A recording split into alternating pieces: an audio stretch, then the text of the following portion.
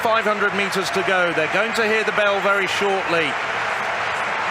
So now that injection of pace over the course of the last 600 meters has left Ingebrigtsen at the front.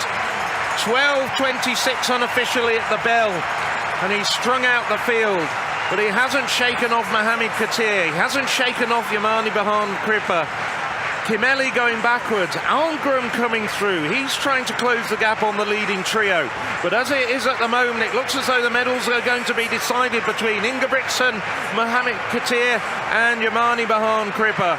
Ingebrigtsen, well, he hasn't really cranked up the pace. You'd think he's just about to go for home. Katir is battling with him. Crippa's off the back. Crippa's going to be having to battle for the bronze with Almgren. But it's now a battle for the gold between Ingebrigtsen and Katir. Just look at the way Katir's gritting his teeth. Ingebrigtsen, though, just changes gears so smoothly. He's just pulling ahead of Katir. He's on his way to his third European Championships gold. Ingebrigtsen defends his title. The time doesn't really matter. Just for the record, it's 13:21:13. But Jakob Ingebrigtsen, once again, is the European 5,000 metres champion. Jakob Ingebrigtsen had me super worried at the bell. He had a grimace on his face. I thought, is this going to be a replay of the 1,500 metres at Eugene? But it wasn't. He'd saved a little bit for the final stages. 2:23 final kilometre is lightning quick. Katir, given some stiff words there from Hugo Hay of France. He clearly thinks Katir was responsible for his fall. Bit of emotion pouring out there for the Frenchman. A season's best for Katir. We haven't seen him much over 5,000 metres.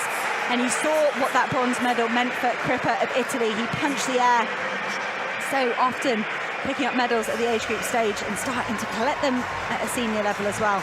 Jakob Ingebrigtsen's collection has got to be pretty full already. Indeed it is. I'm not sure there's going to be much more space in the cupboard for another gold medal, but he's still got the 1,500 metres to come. So Ingebrigtsen, 13:21:13. Mohamed Katir of Spain gets the silver, and it's Yemaneberhan Crippa of Italy, despite tiring up and really struggling over the final 200 metres. Almgren of Sweden nearly got him, but it was the Italian who came home for the bronze in the end, as we just look at the recap of the closing stages of that race.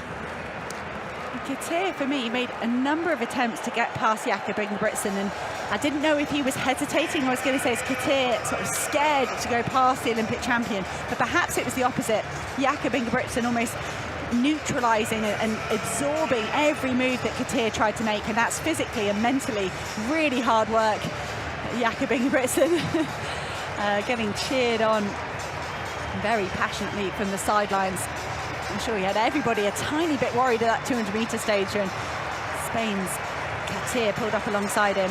But in the end, he does retain his 5,000-metre title, and that's one half of the double that he's come to Munich to complete.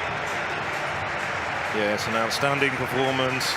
Katir looking very happy with his silver medal as well. I don't think he thinks he lost that race. He won a silver. Ingebrigtsen, though, peerless over 5,000 metres and almost peerless over 1,500 metres. He's got another titanic battle coming up in the next couple of days in that shorter race. But for the moment, he can bask in the glory of being Norway's first European champion here.